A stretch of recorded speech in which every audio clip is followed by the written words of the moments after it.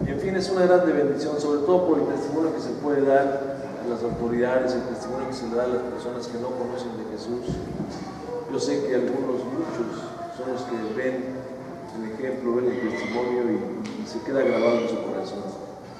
Esta es una grande bendición, sobre todo porque vamos a visitar a Jesús. Acuérdense que Jesús se hace como uno de los presos, por eso Él dijo, acordaos de los presos, pues estuve en la cárcel y vinieron a mí. Nosotros le cambiamos un poquito, le pusimos acordados de los presos, le pusimos Jesús visita la cárcel. Entonces vamos a visitar a Jesucristo. Vemos a Jesús en cada uno de los presos, vemos a Jesús en cada una de las mujeres, y ese es el gran gozo y la satisfacción para nosotros. Vamos a ver qué tiene el Señor para nosotros en esta mañana. Escuchando acerca de la gracia, ahorita que entonaba algo el canto, que entonamos el canto de la gracia, qué grande bendición, ¿verdad?, para nosotros en este tiempo, ver la gracia del Señor derramada en la persona de Jesucristo sobre la tierra. Yo estaba leyendo y trataba de ver algo para compartir con nosotros, ya viendo que se acerca la Navidad, pero el Señor me mostró algo así de repente, que estaba yo leyendo el Evangelio según San Juan, en el capítulo 1. Me llamó mucho la atención, algo que siempre me ha llamado la atención y que está escrito, pero hoy el Señor de alguna manera me llevó a un lugar especial en esto. Dice en el Evangelio según San Juan, en el capítulo 1, verso 11, dice la palabra de Dios, a lo suyo vino y los suyos no le recibieron. A lo suyo vino y a los suyos no le recibieron. Jesús, la gracia de Dios, vino a esta tierra a buscar y a salvar lo que se había perdido. Y lo que se había perdido realmente era la casa de Israel, nosotros lo sabemos. En la división que hubo en el pueblo de Israel, se dividieron 10 tribus, las 10 tribus de Israel y las 2 tribus de Judá y otra tribu. Y los de Israel, las 10 tribus de Israel, se volvieron idólatras, se fueron a la idolatría, hicieron sus becerros de oro y los empezaron a adorar. Y vez tras vez el Señor les mandaba el mensaje a través de sus profetas que regresaran a Él, que se arrepintieran y regresaran a Él. Mas sin embargo el pueblo de Israel no hacía caso omiso de esto, y continuaban en sus caminos de idolatría, adorando incluso a la reina del cielo, ¿verdad? Le hacían sus tortas, sus obleas y todo el asunto. Pero el mensaje del Señor siempre llegó a través de sus profetas. Lamentablemente a muchos de ellos los mataron, otros los rechazaban. Y ahí fue donde me llevó el Señor, precisamente ahí en el Evangelio de Mateo, en el capítulo 22. Vamos para allá, Mateo capítulo 22.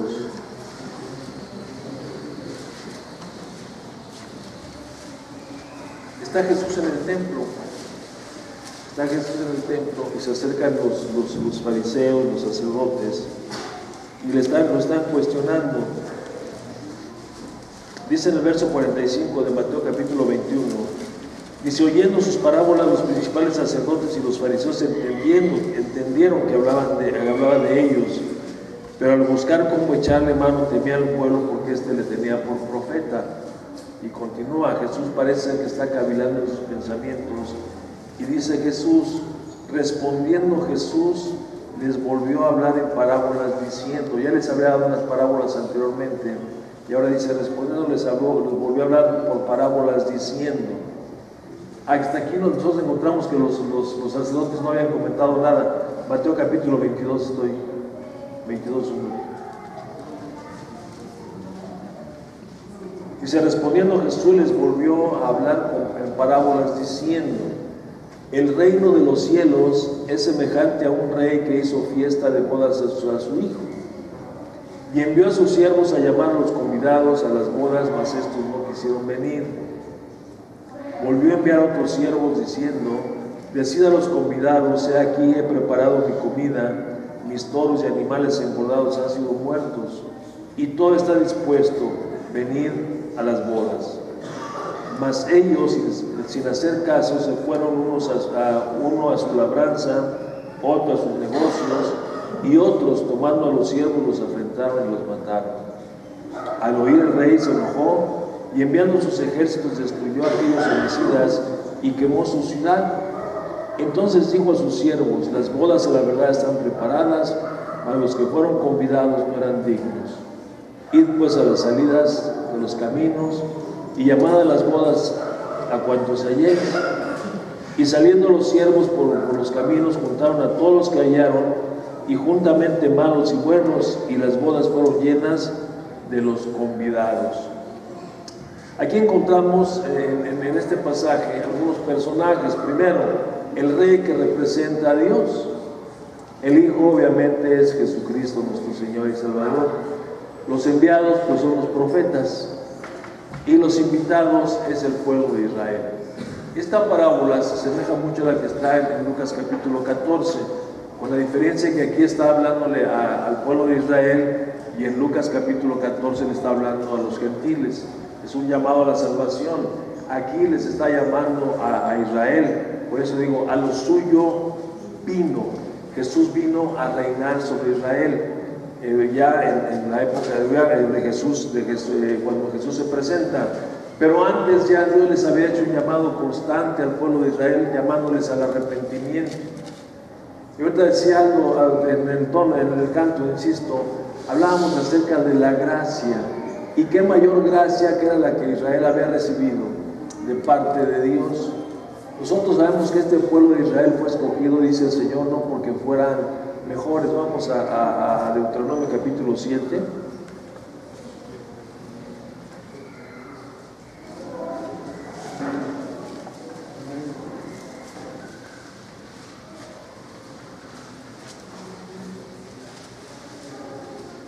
Siete.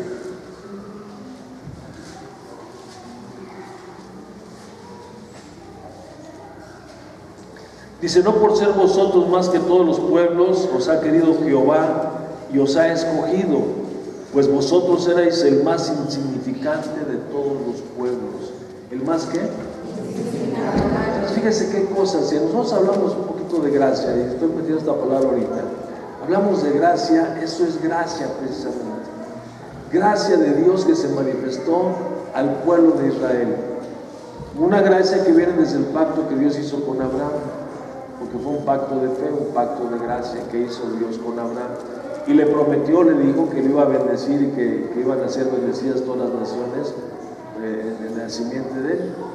Y la simiente viene Jesucristo, pero la semilla de Abraham pasa a Isaac, de Isaac a Jacob, de Jacob a Israel, que es el pueblo de Israel.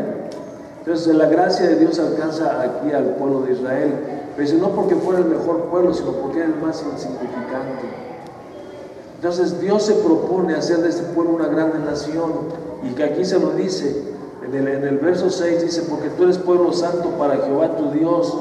Jehová tu Dios te ha escogido para ser un pueblo especial, más que todos los pueblos que moran sobre la tierra. El propósito de Dios era bendecir grandemente a Israel y hacerlo el mejor pueblo sobre la tierra. Mas sin embargo, una vez que llegan a la tierra prometida, el pueblo de Israel empieza a mezclarse con los pueblos que estaban ahí y empiezan a irse tras los ídolos, cosa que le desagrada rotundamente al Señor. Y entonces Él les empieza a hacer el llamado, les empieza a llamar, les empieza a hablar: vuélvanse a mí, vuélvanse a mí, vuélvanse a mí. ¿Por qué? Porque lo que el Señor quiere es bendecirles. Aquí en el capítulo 22 de Mateo les está hablando, pero una vez ya en la era cristiana, por llamarle de alguna manera, ya que Cristo está presente, les dice: el reino de los cielos es semejante a un rey que hizo fiesta de bodas a su hijo. Ahora ya les está hablando, ahora en este tiempo, las bodas están preparadas. ¿De qué bodas se está hablando? De la boda de Jesucristo con su iglesia.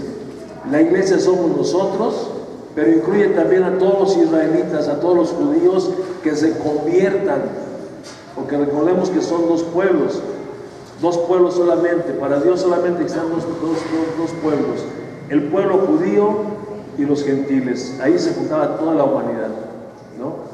Cuando dice de tal manera amó Dios al mundo, se está refiriendo a esto, al mundo de los judíos y al mundo de los gentiles que forman toda la humanidad, conforman toda la humanidad. Entonces, aquí les está hablando, pero está hablando directamente a ellos porque Jesús vino al pueblo de Israel. Ahí nació Jesús. Porque vino a salvar a los israelitas y les está hablando. Las bodas están preparadas y está llamando a su pueblo para que participen de las bodas. Es lo que dice aquí. El reino de los cielos es semejante a un rey que hizo una fiesta de bodas a su hijo y envió a sus siervos a llamar a los convidados a las bodas, mas estos no quisieron venir. ¿Quiénes son los siervos del Señor aquí? Decían, son los profetas. Los profetas que vinieron primeramente en la antigüedad. Pero aquí nos está hablando acerca de los discípulos de Jesús, los creyentes de Jesús, que están yendo a hablarle y a predicarle a los judíos, a los israelitas.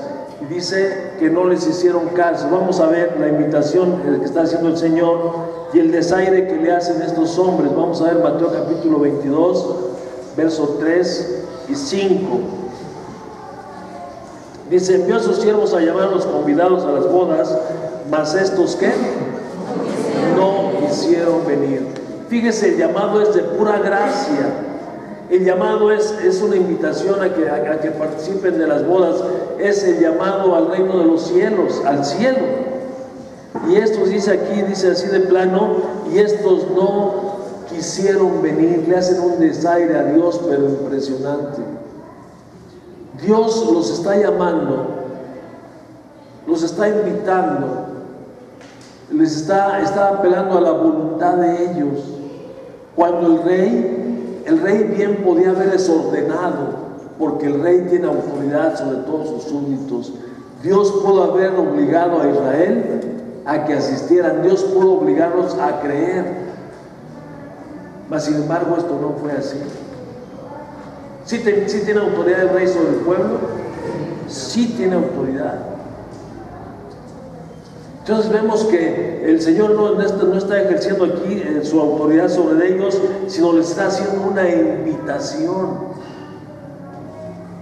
Una invitación, mira, te estoy invitando a que seas bendecido, te estoy invitando a que participes de esta grande bendición. Mas sin embargo dice que ellos no quisieron. Mas sin embargo vemos aquí algo que el rey no se inmutó ante la negativa de sus invitados, pues el deseo del corazón del rey es bendecir al pueblo. Y entonces dice el verso 4, y volvió a enviar a otros siervos diciendo, decid a los convidados, he aquí, y ahora ya les habla no solamente de la invitación a la boda, sino ahora les habla de todo lo que van a participar ellos, del gran banquete que hay. Y les dice, como para abrir darles tentación y abrir algo para que ellos vayan su interés y que ellos participen. Dice, volvió a enviar a otros siervos diciendo, digan a los convidados, he aquí he preparado mi comida, mis toros y mis animales engordados han sido muertos y todo está preparado, todo está dispuesto para las bodas. Verso 5, ¿qué dice?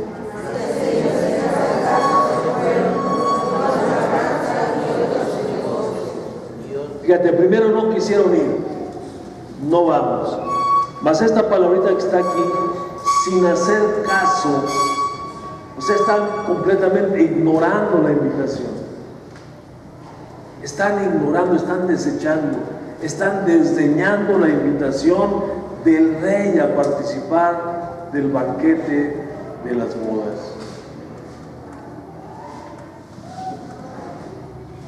Dice, mas estos sin hacer caso se fueron, uno a su labranza y otro a sus negocios. Aquí hay gran semejanza con Lucas 14. Si vamos allá a Lucas 14, versos 18 y 20, vamos a encontrar la gran semejanza que hay en esta parábola.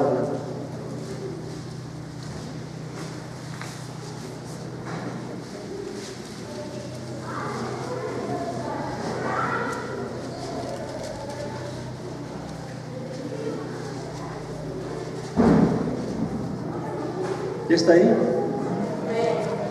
Dice, y todos a una comenzaron a expulsarse. El primero dijo, he comprado una hacienda y necesito ir a verla. te ruego que me excuses. Dice Mateo 22, dice que sin hacer caso se fueron uno a su labranza. He comprado una hacienda, necesito ir a verla, te ruego que me excuses. Otro dijo, he comprado 5 yuntas de bueyes y voy a probarlos, te ruego que me excuses.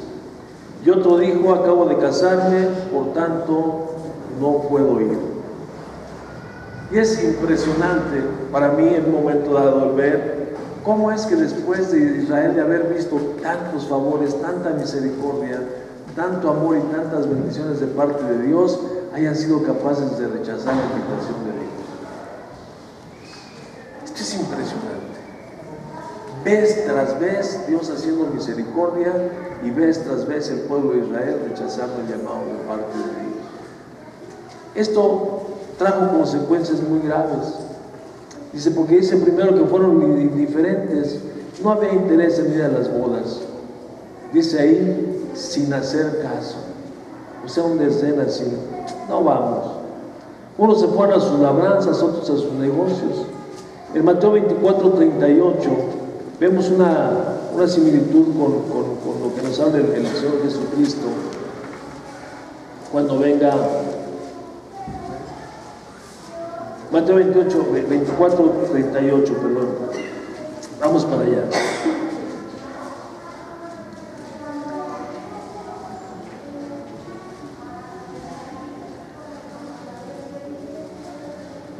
El 37-38.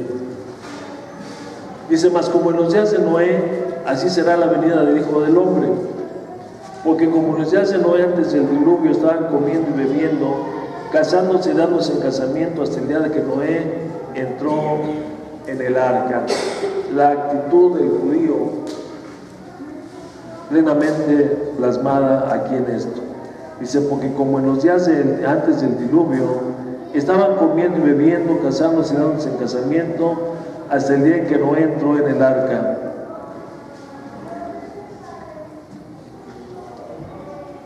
Verso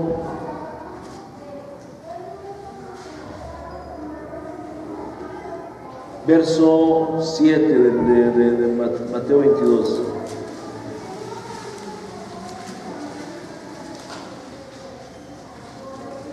Dice, al oírlo el rey se enojó y enviando sus ejércitos destruyó a aquellos homicidas y quemó su ciudad. Las consecuencias que vivió el pueblo de Israel fueron tremendas. Fíjense bien cómo Jesús les está hablando en el tiempo presente. El reino de los cielos es semejante a esto. Yo he estado enviando a mis siervos y les hablan en tiempo presente, pero les está haciendo una remembranza a ellos para que recuerden que ya anteriormente había habido un juicio de parte de Dios sobre el pueblo de Israel, ¿no? Entonces le está diciendo, envió a sus siervos a hablarles y a unos maltrataron, a otros los mataron. No hicieron caso, a unos los maltrataron, a otros los mataron. Dice, y al oír esto el rey les está recordando a Israel, se enojó enviando sus ejércitos y destruyó a aquellos homicidas y quemó su ciudad. Estas son las consecuencias tremendas que vivió Israel por rechazar el llamado del Señor. Vamos a ver cuáles son las consecuencias. Dice que el rey se enojó, primero lo provocaron a ira y envió a sus ejércitos para destruir, quemó su ciudad. Vamos a ver en Jeremías capítulo 29 lo que aconteció en aquel entonces. Jeremías capítulo 29.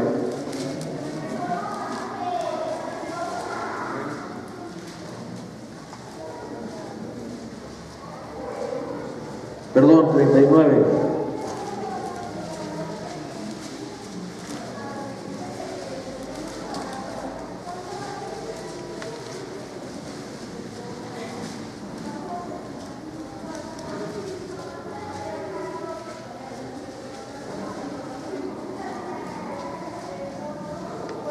Dice, en el 9º año de Sedequías, rey de Judá. ¿Ya llegaron ahí? Dice, en el 9º año de Sedequías, rey de Judá, en el mes 10º, vino Nabucodonosor, rey de Babilonia, con todo su ejército contra Jerusalén y la sitiaron. Y en el 11º año de Sedequías, en el mes cuarto, a los 9 días del mes, se abrió una brecha en el muro de la ciudad, y entraron todos los príncipes del rey de Babilonia y acamparon a las puertas del medio: Nergal, Sarecer, Samgar, Nebo, Sedequim, Rabsaris, Nergal, Sarecer y Rabmag, y todos los demás príncipes del rey de Babilonia. Y viendo Sedequías, rey de Judá, y todos los hombres de guerra huyeron y salieron de noche de la ciudad por el camino del huerto del rey, por las puertas entre los dos muros. Y salió el rey por el camino de Arabá, pero el ejército de los caldeos lo siguió y alcanzaron a Sedequías en los llanos de Jericó, y le tomaron y le hicieron subir a Ribla, en tierra de Amat, donde estaba Nabucodonosor, rey de Babilonia, y le sentenció. Y degolló el rey de Babilonia a los hijos de Sedequías en presencia de en Ribla, haciendo asimismo degollar al rey de Babilonia, el rey de Babilonia a todos los nobles de Judá. Y sacó los ojos del rey Sedequías y le aprisionó con grillos para llevarle a Babilonia. Y los caldeos pusieron a fuego la casa del rey y las casas del pueblo, y derribaron los muros de Jerusalén, y derribaron los muros de Jerusalén. Entonces aquí les está recordando el Señor Jesucristo a los principales sacerdotes, de los que escuchaban, les está recordando el juicio de Dios que vino sobre ellos por haber rechazado el llamado al arrepentimiento.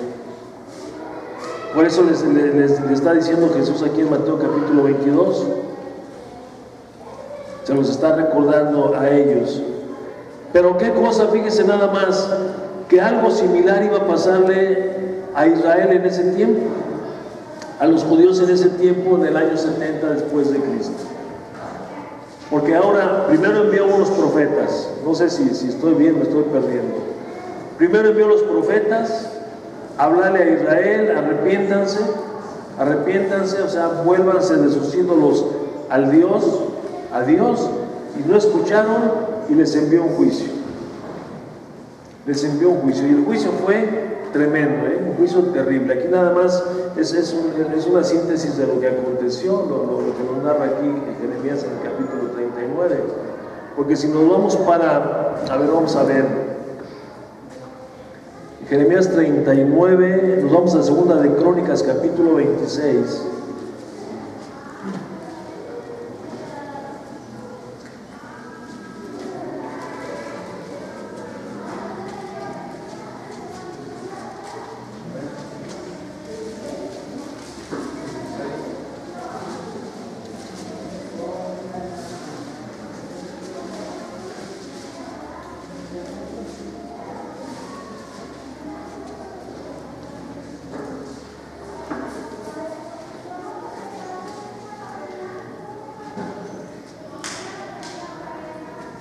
Perdón, 36, dije 26.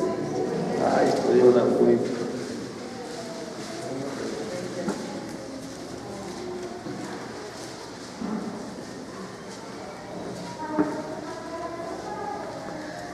Dice: y subió contra él Nabucodonosor, rey de Babilonia, y lo llevó a Babilonia atado con cadenas. Está hablando el mismo rey que leíamos. También llevó Nabucodonosor a Babilonia de los utensilios de la casa de Jehová, y los puso en su templo en Babilonia. Los demás hechos de Joaquín, y las abominaciones que hizo, y lo que en él se halló, están escritos en el libro de los reyes de Israel y de Judá. Y reinó en su lugar Joaquín su hijo. De 8 años era Joaquín cuando comenzó a reinar, y reinó 3 meses y 10 días en Jerusalén, e hizo lo malo ante los ojos de Jehová. A la vuelta del año, el rey Nabucodonosor envió y lo hizo llevar a Babilonia, juntamente con los objetos preciosos de la casa de Jehová, y constituyó a Sedequías su hermano por rey sobre Judá y Jerusalén. La ciudad de Jerusalén ya había sido tomada, y Nabucodonosor se había llevado a Joaquín, el rey, que era el rey de Israel, se lo había llevado cautivo a Babilonia.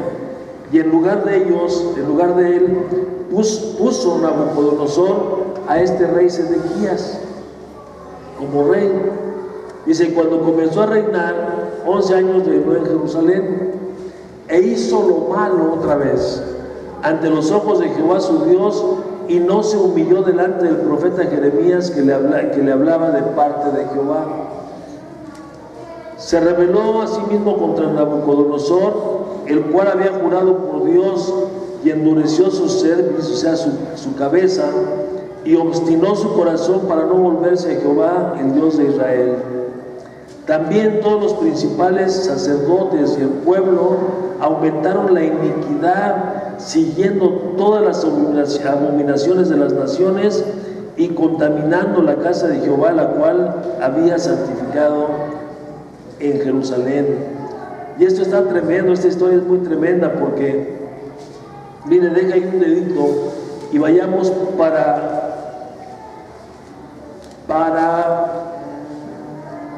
Ezequiel capítulo 9, para que veamos cómo contaminaron la casa del Señor.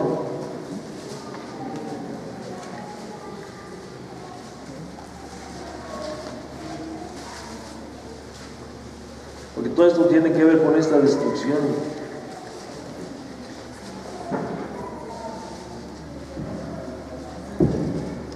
Perdón, capítulo 8.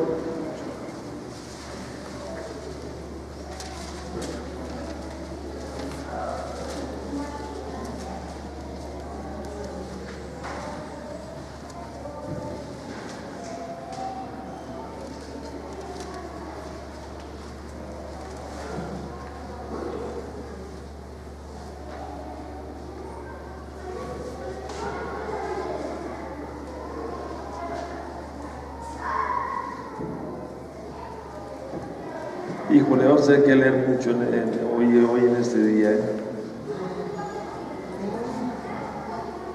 Dice en el verso 1: en el 6.º año, en el mes 6.º, a los 5 días del mes, aconteció que estaba yo sentado en mi casa, y los ancianos de Judá estaban sentados delante de mí, y ahí se posó sobre mí la mano de Jehová el Señor. Y miré, y aquí una figura que parecía de hombre, desde los lomos para abajo fuego, y desde los lomos para arriba parecía resplandor, el aspecto de bronce refulgente. Y aquella figura extendió la mano y me tomó por las guedejas de mi cabeza, y el Espíritu me alzó entre el cielo y la tierra, y me llevó en visiones de Dios en tierra de Jerusalén, a la entrada de la puerta de dentro que mira hacia el norte, donde estaba la habitación de la imagen del celo, la que provoca celos. Y he aquí, estaba la gloria de Dios de Israel como visión que yo había visto en el campo. Y me dijo: hijo de hombre, alza ahora tus ojos hacia el lado del norte. Y alcé mis ojos hacia el norte, y he aquí el norte, junto a la puerta del altar, aquella imagen del celo de la entrada. Y me dijo entonces: hijo de hombre, ¿no ves lo que estos hacen? Las grandes abominaciones que la casa de Israel hace aquí para alejarme de mi santuario. Está hablando de siervos del Señor que de pronto están adorando a Dios, pero están también adorando las imágenes. O sea, están haciendo abominación en el pueblo de Dios. Verso 7. Y me llevó a la entrada del atrio, y miré, y aquí en la pared un agujero, y me dijo: hijo de hombre, cava ahora en la pared. Y cavé en la pared, y aquí una puerta. Y me dijo luego: entra y ve las malvadas abominaciones que estos hacen allí. Entré pues y miré, y aquí toda forma de reptiles y bestias abominables, y todos los ídolos de la casa de Israel que estaban pintados en la pared por todo alrededor. Y delante de ellos estaban 70 varones de los ancianos de la casa de Israel, y Jaazanías, hijo de Safán, en medio de ellos, cada uno con su incensario en su mano, y subía una nube espesa de incienso. Y me dijo: hijo de hombre, ¿has visto las casas que los ancianos de la casa de Israel hacen en tinieblas, cada uno en sus cámaras pintadas de imágenes? Porque dicen ellos: no nos ve Jehová, pues Jehová ha abandonado la tierra. Y me dijo pues: vuélvete aún, verás abominaciones mayores que hacen estos. Y me llevó a la entrada de la puerta de la casa de Jehová que está al norte, y aquí mujeres que estaban ahí sentadas endechando a Tamuz. Luego me dijo, ¿no ves, hijo de hombre? Vuélvete aún y verás abominaciones mayores que estas. Y me llevó al atrio de adentro de la casa de Jehová, y aquí junto a la entrada del templo de Jehová, entre la entrada y el altar, 25 varones, sus espaldas vueltas al templo de Jehová, y sus rostros hacia el oriente, y adoraban al sol, postrándose hacia el oriente. Y me dijo, ¿no has visto, hijo de hombre? ¿Es cosa liviana para la casa de Judá hacer las abominaciones que hacen aquí? Después que han llenado de maldad la tierra, se volvieron a mí para irritarme. He aquí que aplican el ramo a sus narices. Pues también yo procederé con furor. No perdonarán mi ojo ni tendrán misericordia, y gritarán a mis oídos con gran voz, y no los oiré. Estábamos en la segunda carta de las Crónicas, ¿verdad?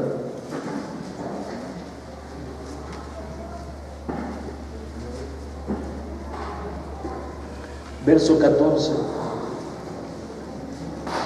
También, vamos recordando, también todos los principales sacerdotes y el pueblo aumentaron la iniquidad, siguiendo todas las abominaciones de las naciones y contaminando la casa de Jehová, la cual él había santificado en Jerusalén.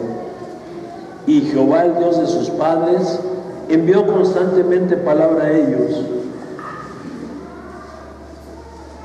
por medio de sus mensajeros, porque él tenía misericordia de su pueblo y de sus habitaciones.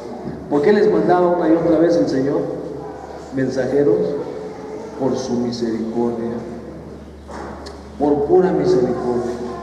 Habían hecho lo malo, se merecían un juicio de Dios, merecían castigo de Dios, mas sin embargo Dios seguía mandando a su mensajero. Lo maltrataban, lo mataban, y Dios mandaba otro mensajero. Y así tenemos a todos los profetas ahí que Dios envió por pura misericordia. Dice el verso 16, mas ellos hacían escarnio de los mensajeros de Dios y menospreciaban sus palabras, burlándose de sus profetas, hasta que subió la ira de Jehová contra su pueblo y no hubo ya remedio. Consecuencias desastrosas. El rey se enojó. El rey se enojó. Por lo cual trajo contra ellos al rey de los caldeos, que mató a espada a sus jóvenes en la casa de su santuario, sin perdonar jóvenes ni doncellas, anciano ni decrépito. Todos los entregó en sus manos. Todos los entregó en sus manos. Estamos en Mateo 22 otra vez. Nos está haciendo brincar mucho, ¿verdad? Verso 7. Al oír esto, el rey se enojó, enviando sus ejércitos, y destruyó a aquellos homicidas y quemó su ciudad. Jesús les está recordando a los sacerdotes, a los escribas y a los fariseos, saduceos y a toda esa bola de feos, les está recordando el juicio que vino de parte de Dios para el pueblo por no haber hecho caso a su llamado. Pero recordemos que Jesús está hablando también en el tiempo presente. El tiempo presente. Y esto que le pasó a Israel en aquellos entonces iba a tener que volverle a pasar al pueblo de Dios otra vez. Otra vez le iba a suceder al pueblo de Dios, porque en el año 70 de la era cristiana, o más bien desde años anteriores, Jerusalén fue sitiada nuevamente. El Señor viene, les predica el Evangelio, no lo reciben. A lo suyo vino, mas los suyos no le recibieron. Y aquí no mataron solamente a los enviados del Señor, sino mataron al hijo del rey. En la parábola anterior, vamos a leerla, ahí mismo está en Mateo, pero el capítulo 21.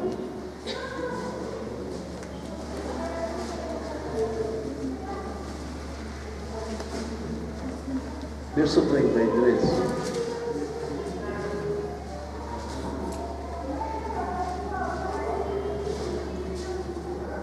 Oíd otra parábola. Hubo un hombre padre de familia, el cual plantó una viña, la cercó de vallado, cavó en ella un lagar, edificó una torre y la arrendó a los labradores y se fue lejos. Y cuando se acercó el tiempo de los frutos, envió a sus siervos a los labradores para que recibieran sus frutos. Mas los labradores, tomando a los siervos, a unos golpearon, a otros mataron y a otros apedrearon. Qué gran similitud, ¿verdad? Porque le está hablando solamente del mismo asunto con dos parábolas diferentes. Envió de nuevo a otros siervos más que los primeros, e hicieron con ellos de la misma manera. Finalmente les envió a su hijo diciendo: tendrán respeto a mi hijo. Mas los labradores, cuando vieron al hijo, dijeron entre sí: este es el heredero, venid, matémosle y apoderémonos de su heredad.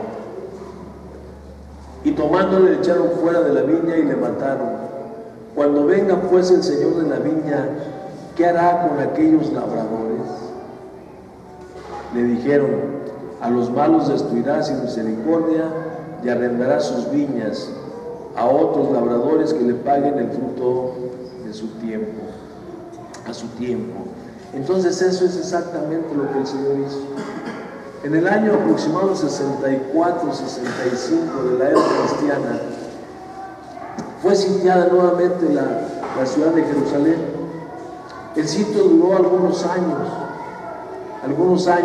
hasta que por fin sucedió lo mismo otra vez. Dice ahí en el Evangelio de Mateo, en el capítulo 24, dice que si el tiempo no fuese acortado, si no fuese acortado el tiempo, por causa de los escogidos, verso 22, 24-22. Y si aquellos días no fuesen acortados, nadie sería salvo, mas por causa de los escogidos, aquellos días serán acortados. De lo que está hablando el Señor es en que viene el sitio, se hace el sitio en Jerusalén por parte del general Vespasiano. Vespasiano, el papá de Tito. Vespasiano, el papá del general Tito, que fue el que al final de cuentas entró en Jerusalén. Lo que sucede es que cuando está Vespasiano en el sitio, matan al César en Roma, y entonces Vespasiano era como el sucesor, el que podía quedar en lugar del César. Entonces mandan llamar a Vespasiano a Roma, y en el momento que Vespasiano se va, se suspende el sitio en Jerusalén. Y cuando se suspende este sitio, entonces es cuando los escogidos, cuando los que sí habían escuchado el mensaje del Señor, si habían escuchado el mensaje del Señor, o sea, los que ya eran creyentes, en ese momento salen de la ciudad. Pues dice, se aportaron por causa de los escogidos, del pueblo escogido de Dios, y estos salen de la ciudad. Después vuelve nuevamente el sitio, el ejército nunca se retiró de ahí, pero retiraron el sitio. Después vuelve inmediatamente el sitio, por instrucciones de Vespasiano a su hijo, el general Tito, y entonces vuelve el sitio en Jerusalén, y viene la destrucción ya en el año 70. Así que volvió a haber un juicio nuevo, un nuevo juicio de parte de Dios sobre aquellos que habían rechazado no solamente el llamado al arrepentimiento, sino el llamado al arrepentimiento y a recibir a Jesucristo, el Hijo de Dios, como su Señor y Salvador. Porque a lo suyo vino. Él vino a reinar, era el rey de Israel, el rey de los judíos. Incluso le pusieron ahí en el título, ¿verdad?, en la cruz, el que había dicho ser el rey de los judíos, que era el rey de los judíos. Entonces no lo recibieron, y por causa de ellos vino un juicio terrible. Y mira que en el juicio de Jerusalén fue peor el asunto, porque ahí nos narra una tribulación que hubo, el juicio que hubo primeramente, Pero esto fue terrible porque entró el pueblo romano y destruyó todo otra vez. Volvió a destruir todo como en el primer juicio de Dios. Acabó y arrasó con todo.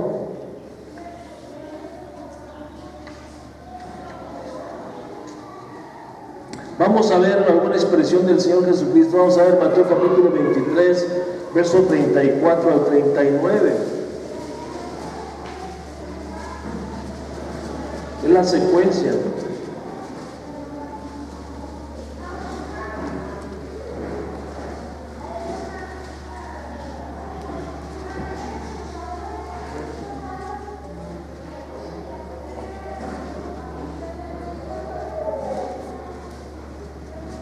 Verso 34.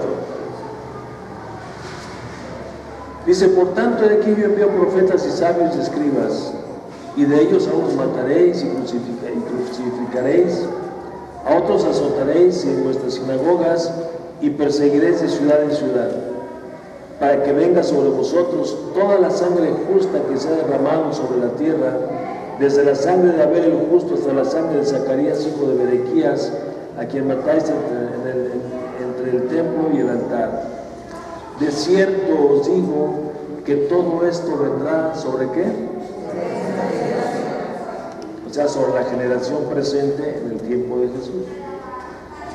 Y luego vemos la exclamación de Jesús. Dice: Jerusalén, Jerusalén, que matas a tus profetas y apedreas a los que te son enviados. ¿Cuántas veces quise juntar a tus hijos como la gallina junta sus polluelos debajo de las alas y no quisiste? He aquí vuestra casa os es dejada desierta, porque os digo que desde ahora no me veréis hasta que digas: bendito el que viene en el nombre del Señor. Algo similar está en Lucas capítulo 19, verso 41 en adelante.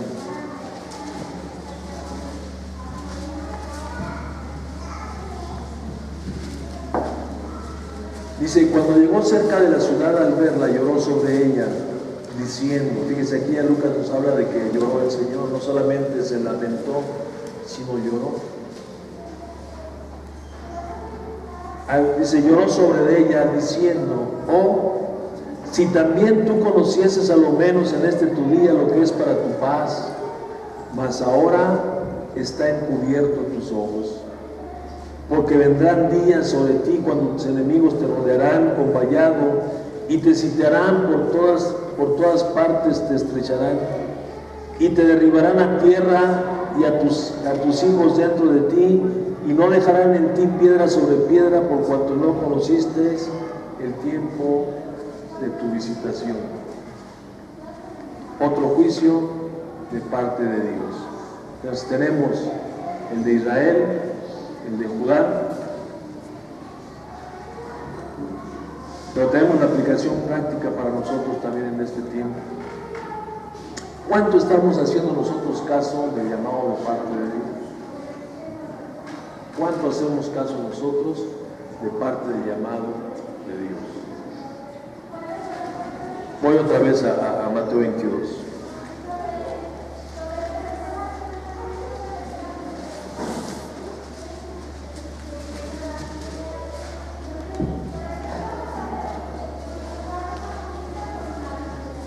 Dice: el reino de los cielos es semejante a un rey que hizo fiesta de bodas a su hijo. Envió a sus siervos a llamar a los convidados a las bodas, mas ellos no quisieron venir. Volvió a enviar a otros siervos diciendo: decid a los convidados: he aquí he preparado mi comida, mis toros y animales engordados han sido muertos y todo está dispuesto. Ven a mis bodas. Sabemos que va a haber una fiesta de bodas en el reino de los cielos, porque está ahí escrito en Apocalipsis capítulo 19 del verso 7 al 9, cuando se van a celebrar las bodas del Señor.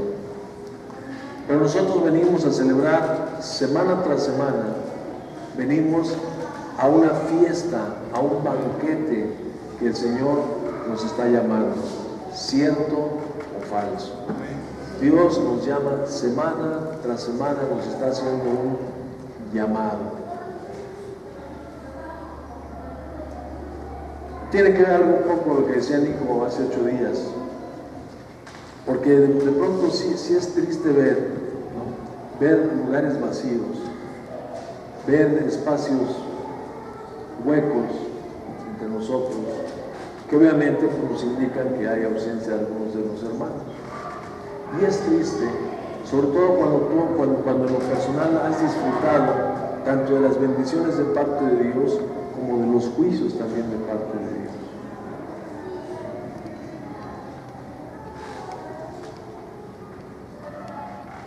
Nosotros sabemos, y comentaba Nicolás la semana pasada, que la salvación no se pierde. Aquí nos está hablando el Señor. Dice que va a quemar sus ciudades, y esto nos habla de un juicio, de una tribulación, que nos habla el Señor también ahí en Mateo capítulo 24. Una tribulación es un tiempo grande de aflicción. Cuando has visto de pronto la bendición de Dios, y cuando ves cómo se pierde también la bendición de Dios por hacer caso omiso a su llamado,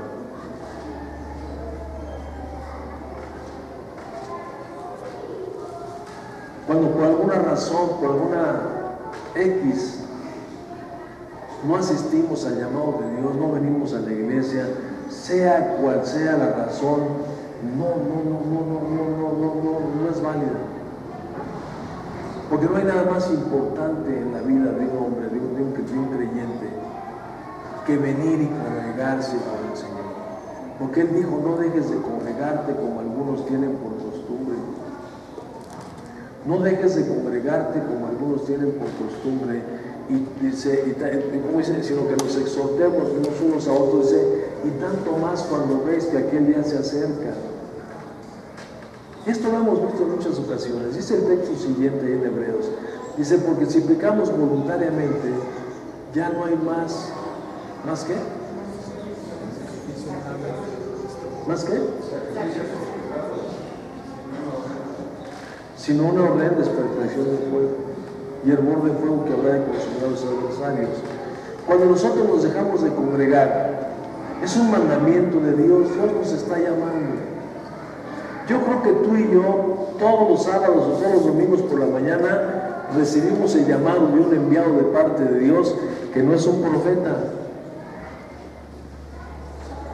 Primeramente recibimos el llamado de parte de Dios por la conciencia. Estoy consciente que hoy es el día del Señor y que hoy me debo de congregar. Sé que lo debo de hacer. Lo he escuchado muchas veces. Sé que hay un día especial de adoración a Dios, el cuarto mandamiento, que nos habla del día de reposo. Es un día en el cual se tienen que dejar todas las actividades y ese día se le entrega especialmente a Dios. Es un día para Dios. O más bien es un día que Dios nos regaló a nosotros, Chuy. Porque el día de reposo es por causa de nosotros.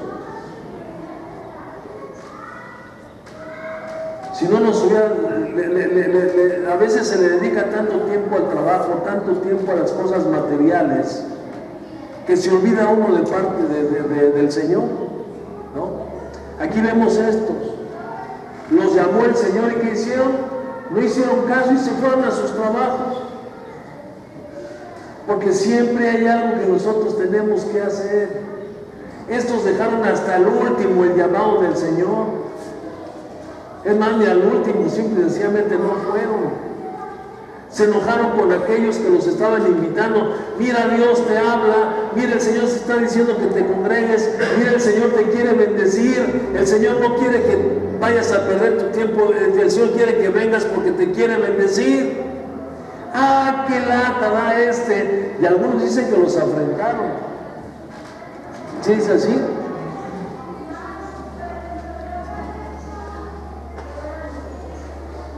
Dice, otros tomaron y los afrentaron. Afrentaron quiere decir ejercer violencia, maltratar o ultrajar.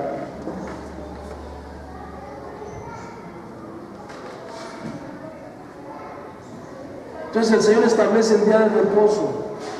El día de reposo es precisamente para que tú y yo descansemos Es un día dedicado para nosotros, es un día de descanso y un día en el cual nosotros le vamos a dedicar todo nuestro tiempo al Señor. Primeramente, ¿de qué manera? Pues viniendo a congregarnos, porque Dios quiere bendecirnos. Viniendo a congregarnos, viniendo a cumplir con nuestras responsabilidades como creyentes, como cristianos. Pero ¿cuántas ocupaciones se presentan en tu vida y en la mía para no venir? Y después va el segundo, viene el segundo enviado de parte de Dios, que es el Espíritu Santo, y te recuerda que te tienes que congregar. No, es que tengo mucho trabajo. No, es que yo no puedo ir el día de hoy porque pues estoy desvelado y no puedo ir. Me fui de juerga anoche y traigo una cruz espantosa, no puedo ir.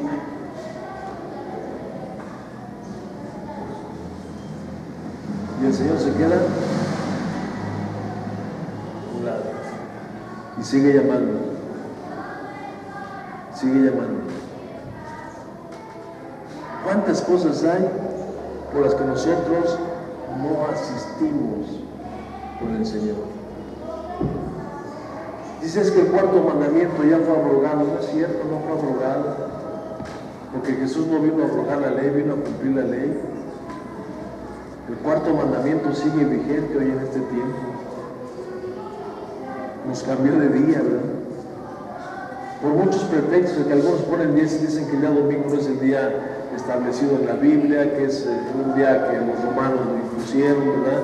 Y mil pretextos, pues, pero es el día que nosotros debemos de congregar, escuchar el llamado de Dios. Tiene una aplicación práctica para nosotros hoy en este tiempo. No vamos a perder el galardón, no vamos a perder nuestra salvación, pero sí va a haber en nosotros un malestar, va a haber malestar en nuestra vida. Va a haber un enfriamiento en nuestra vida, mi hermano. No hay cosa peor que le puede pasar a un creyente, a un cristiano, que estar frío.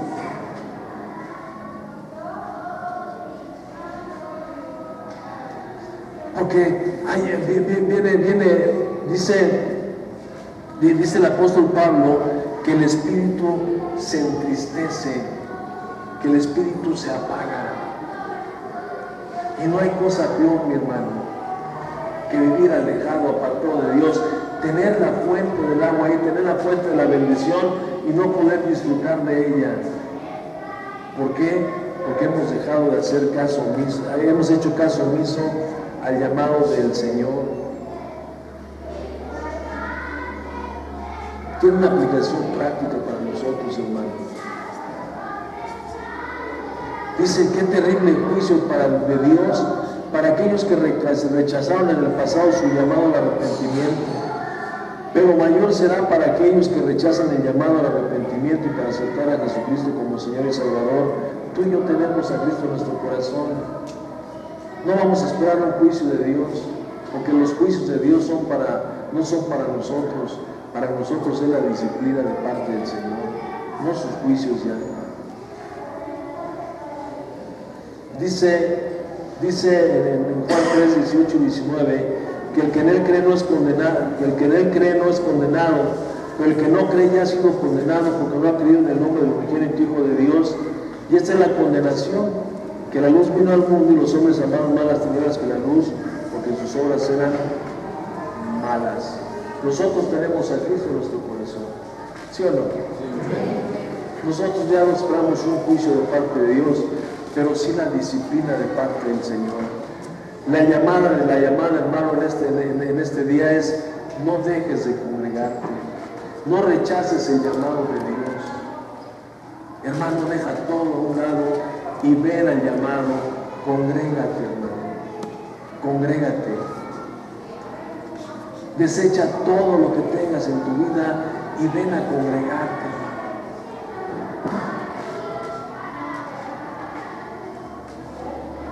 El Señor envió, ahora en otro sentido, y quiero terminar con esto. En otro sentido vemos que el Señor envió a dos grupos de siervos a predicarle al pueblo, ya lo vimos. Pero ahora nosotros, primero, tenemos que venir a congregarnos, llenarnos del Señor, y tenemos una tremenda responsabilidad nosotros. Ahora nosotros también somos otros enviados para el pueblo que no conoce a Dios. Ahora el Señor nos está enviando a nosotros para ir y predicarle a otros el Evangelio. Somos los instrumentos en su mano, en la mano de Dios, para llamar a otros al arrepentimiento, para llamar a otros a que vengan a Cristo Jesús. Yo creo que tenemos una oportunidad muy especial hoy en este tiempo, en estos días, para ser esos instrumentos útiles en manos de Dios. Tal vez te vas a reunir hoy en estos días con tus familiares, con tus amigos, no sé con quién te vayas a congregar, pero seguramente va a haber alguien que no conoce a Cristo en esa reunión. Porque esta es una tremenda realidad, mi hermano. Todo el mundo sabe de la venida de Cristo, todo el mundo sabe que Cristo está aquí, todo el mundo sabe, lo celebran hoy en estos días. Ahí está el Señor, pero ¿quién le ha hecho caso a su llamado? ¿Saben? Sí saben. Israel sabía que Dios existía, ¿le hizo caso? Los sacerdotes, los escribas, sabían de la venida del Hijo de Dios. Es más, ellos sabían que era Jesús. ¿Le hicieron caso? Hoy en este tiempo la gente sabe de Jesucristo. ¿Le hacen caso? Yo anoche oía fiestas por todos lados. El día 16, primer día de las posadas, ahí en la calle, en la calle donde vivo yo, en la casa de ustedes, los niños y las señoras, cante, cante. En el nombre del cielo os pido posada, pues no puede andar mi esposa.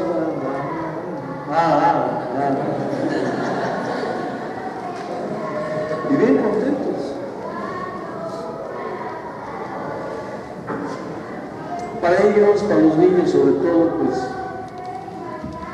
la venida de Jesús representa colaciones, cacahuates, piñatas tal vez. Para los adultos, pues representa una pachanga, una fiesta, una ocasión para ponerse hasta las chanclas, en el nombre del Hijo de Dios. ¿Escuchan la voz de Dios?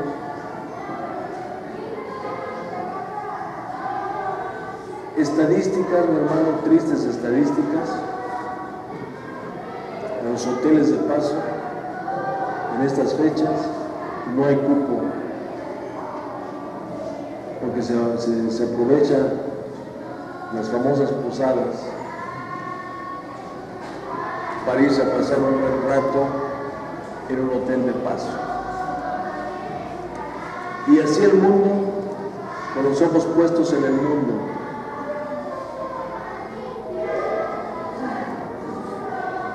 Las personas que les corresponde predicar el Evangelio o llevar al pueblo a la verdad, lo desvían con mentiras, con tradiciones que, si bien es cierto, no son dañinas, pero que van desviando nos van desviando del Señor. Porque usted dígame, ¿una posada es dañina? Físicamente o algo hace daño. Me refiero a las posadas tradicionales, ¿hacen daño? No, son bonitas, lucecitas, velitas, silbatos, espantasuegras, eso es bonito. Pero ¿qué es lo que hace? Que nos enseña una cosa, una verdad completamente distinta de lo que es la venida de Jesucristo. No se les enseña. En los hogares de nosotros, de nuestros hogares, de nuestras familias, pues en el mejor de los casos se sigue la tradición, que tampoco es mala, de del acostamiento, del arrullamiento, como se llama, ¿no? Arrollan al niño, ahí lo mecen, una representación del niño Dios ahí, lo mecen, le cantan. Si tú quieres, es bonita, es una tradición bonita, pero que nos llama la atención en dónde. ¿Y qué es lo que se está moviendo ahí?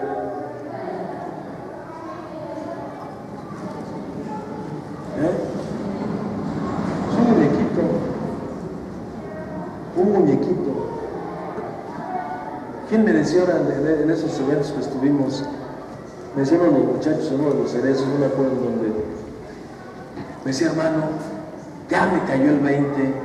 Le dije, ¿de qué te cayó el 20?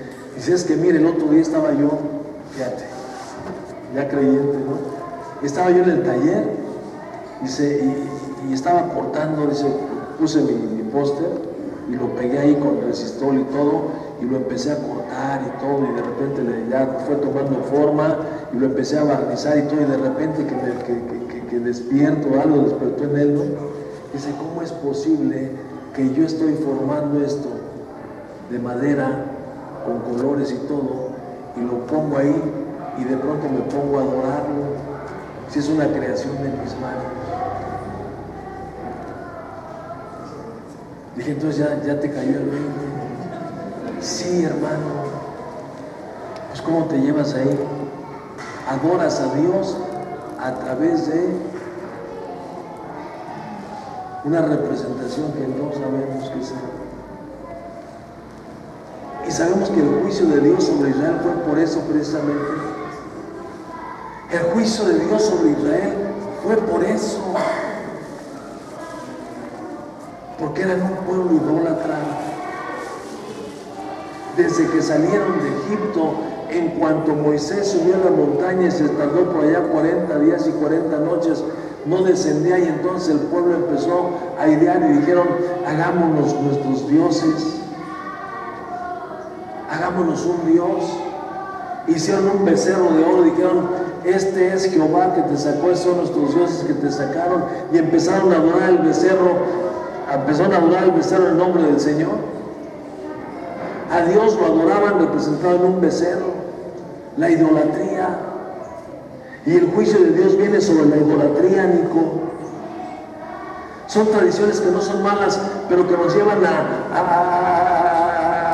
venerar, dicen, a venerar una imagen, a darle culto a una imagen.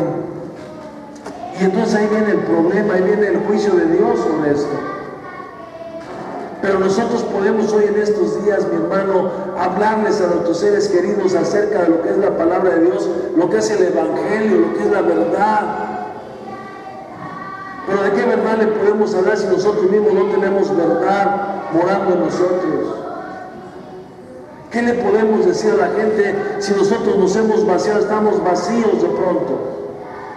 Pero estas fechas son para eso, hermano, para que tú y yo vayamos a compartir las buenas nuevas.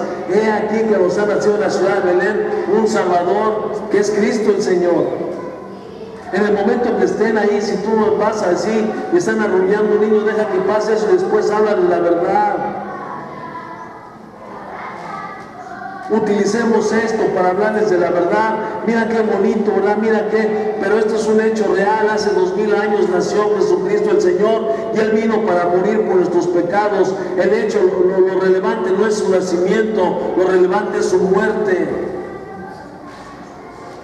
No es el nacimiento, dice en Eclesiastés que mejor es el día del funeral que el día del nacimiento. Debemos de llevar a la gente desde el nacimiento de Jesús hasta su muerte, pasar del nacimiento a la muerte, hablarles del sacrificio. ¿A qué vino Jesús? ¿A qué vino? A morir. ¿A morir por qué? A morir por nuestros pecados. Entregó su vida por ti, por mí. No es solamente un momento, no es un instante, no es un momento de fiesta. Qué bueno que nos reunimos, qué bueno, yo siempre he dicho, qué bendición. Nosotros nos reunimos toda la familia, digo, qué bendición de Dios. Poder disfrutar estos tiempos, que para nosotros no es en la Navidad, hermanos, y tenemos que tener bien presentes, no es la Navidad. La Navidad para nosotros fue el día que Cristo nació en tu corazón. Qué bueno que existen estas fechas. ¿Para qué? Para que la gente recuerde que Jesús nació. Pero ¿cuál es el verdadero propósito de su nacimiento? Él vino a morir en la cruz del Calvario por nosotros, por ti, por mí. Ya me desvié aquí. Raro. Pero aprovechemos este tiempo, mis amados hermanos. Démosle gracias a Dios que nosotros, Cristo ya está en nuestro corazón. Pero no nos quedemos con esa bendición, vayamos a compartirla. Vayamos a compartirla, hermano. Tú y yo somos el tercer grupo de enviados. Estuvieron los profetas, los apóstoles, y ahora estamos tú y yo para ir a dar ese mensaje. Ese mensaje para que las casas, dice, entonces dijo a sus siervos, a la verdad las bodas están preparadas, mas los que fueron convidados no eran dignos. Vayan pues a las salidas de los caminos y llamen a las bodas a cuantos hallen. Dice, y saliendo los siervos por los caminos, juntaron a todos los que hallaron juntamente malos y buenos, y las bodas fueron llenas de convidados. Vamos, hermano, a predicar. Vamos a compartir a nuestros seres queridos de estas buenas nuevas y que las bodas sean llenas. Nosotros ya estamos ahí, bendito sea Dios, pero faltan ¿quiénes? Nuestros seres queridos. Si no podemos ir hasta el fin del mundo, sí podemos ir a aquellos que están cercanos a nosotros. Amén. Pues yo aquí terminé, mi hermano. No se lo hice pasear mucho, pero yo concluí. Que Dios le bendiga. Muchas gracias y disfruten de